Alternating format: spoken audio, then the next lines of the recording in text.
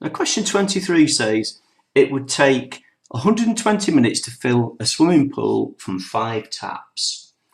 So if we only had 1 tap, just think of it logically, it's bound to take longer. So we have to times it by 5. So it would take 120 times 5. 12 times 5 is 60. So it would take 600 minutes. Now then, if we had 3 taps, it would take less than if we had 1 tap. It's going to take 3 times, it's 3 times quicker. So it would be 600 divided by 3, which is going to be 200 minutes. And that's our answer to the first part. State one assumption that we'd have to make in working out our answer to part A. Well, we'd have to assume that each tap fills at the same rate.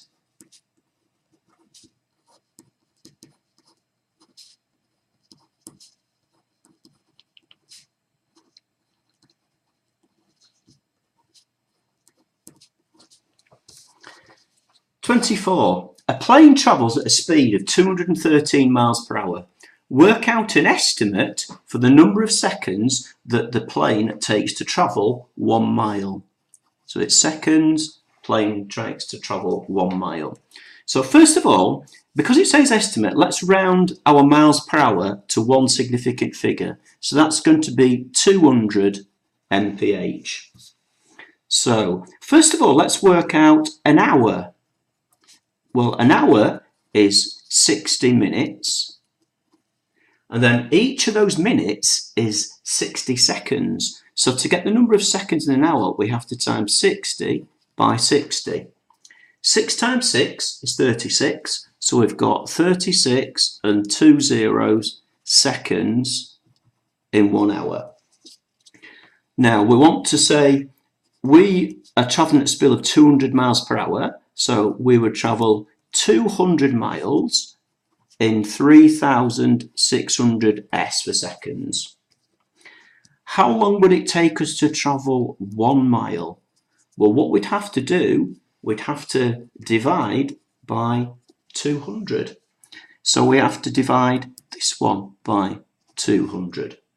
So the quick way of dividing this by 200, if I put it as a fraction, divide by 200, divide them both by 10, so I've knocked 1 nought off, divide them by 10 again, so I'm left with 36 divided by 2, and 36 divided by 2 is going to be 18.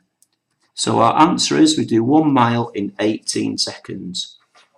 Now, is part A an underestimate or an overestimate? Well, if you look here in the question, we rounded this down. So as we rounded this down, it's going to be an overestimate as the speed is rounded up.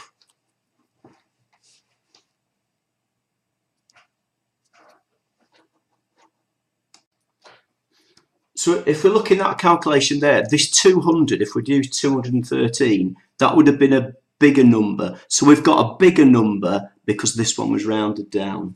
So we have an overestimate as speed 213 was rounded down for calculation.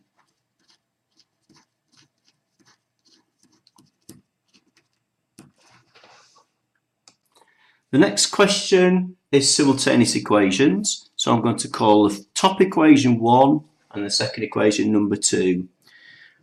I prefer to get rid of this one, the y's, because that's positive and that's negative. And if we've got a positive and a negative, we can just add the columns. So I'm going to times the first one by 3. So if we times everything in the first one, we've got 15x plus 3y equals 63, and that's my new equation 1. And underneath it, I'll write equation 2. Now, the y's are the same in both of these, so I'm going to write equation 1 plus equation 2 and add them vertically. So 15x plus x gives 16x. The y's cancel each other out. 63 plus 9 gives 72. So x is going to equal 72 over 16. Now if I cancel this one down, they're both in the 8 times table. 8 goes into 72 9 times, 8 goes into 16 2 times, and 9 divided by 2 is 4.5, or I'm going to write it as 4.5. So that's our x.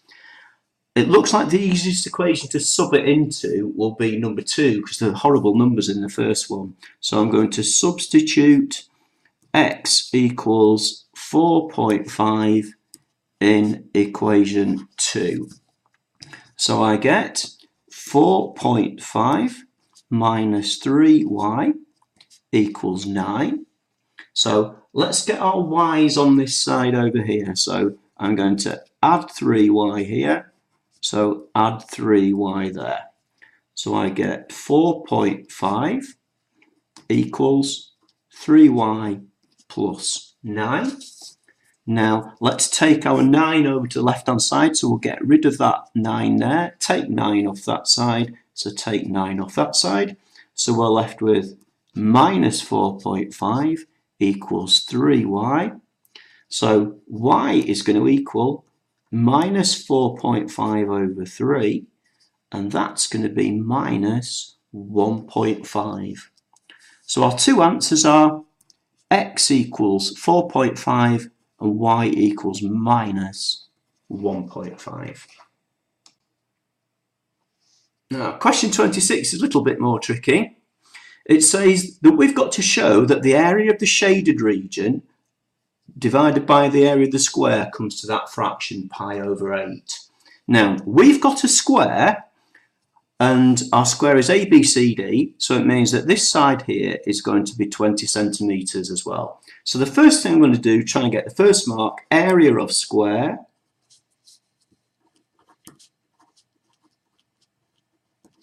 equals, and it's going to be 20 times 20, so that's going to be 400 centimetres squared. Now the next thing I'm going to find out, I'm going to find the area of this half circle, this semicircle here. I'm going to number that number 1. So if you think of this semicircle, it's got a radius, and it's got a radius of 10 centimetres. So I'm going to write area semicircle equals. Now, the formula for a circle is pi r squared, but we don't want the full pi r squared. We want half of that, so we want a half times pi r squared times pi, and the radius for this is 10, so it's times 10 squared equals. 10 squared is 100. 100 divided by 2 is 50, so this comes to 50 pi centimetres squared. That's the area of the semicircle. Now what I'm going to look at next, I'm going to mark this with a green marker.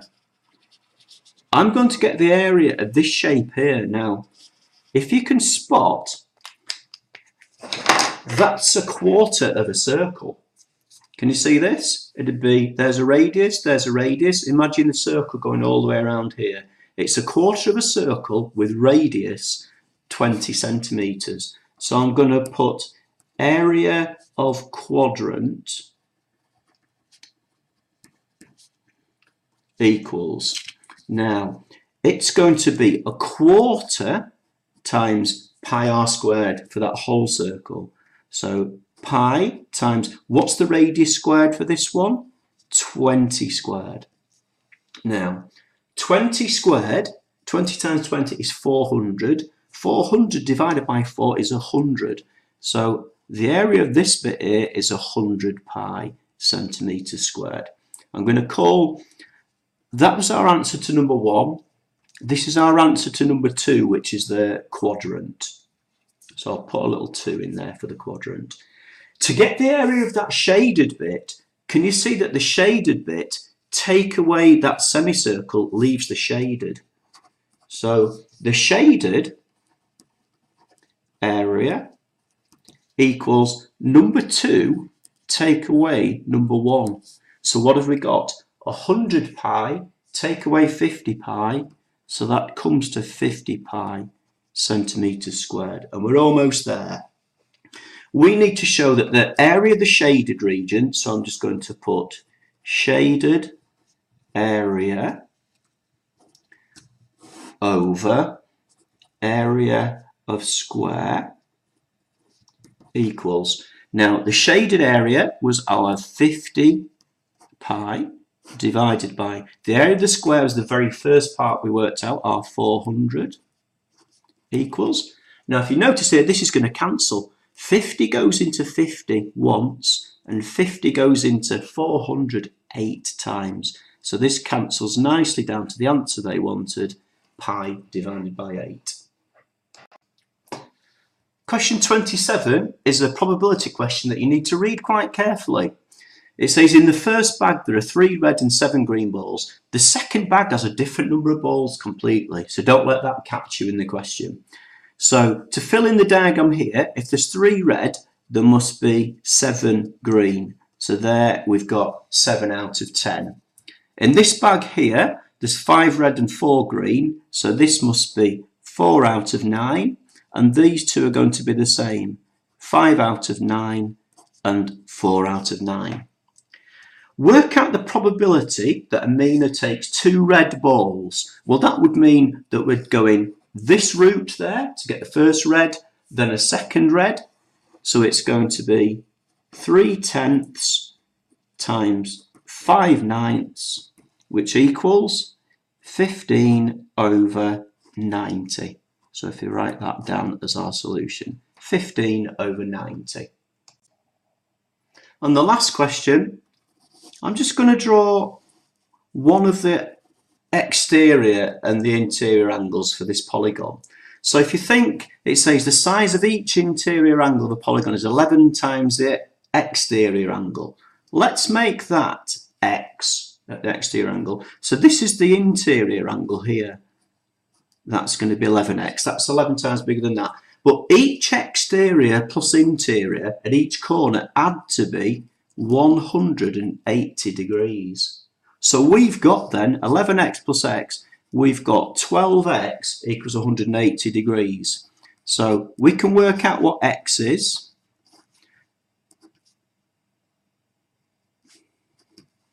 Is 15. So x is going to be 15 degrees. But then if you think, when we've got a polygon, the exterior angles of any polygon add up to 360 degrees. So we have to divide 360 by 15 to find out how many sides it's got. So 15 doesn't go into that, it goes into 36. 15 2s are 36, remainder 6. 15 4s are 60. So it is going to have 24 sides.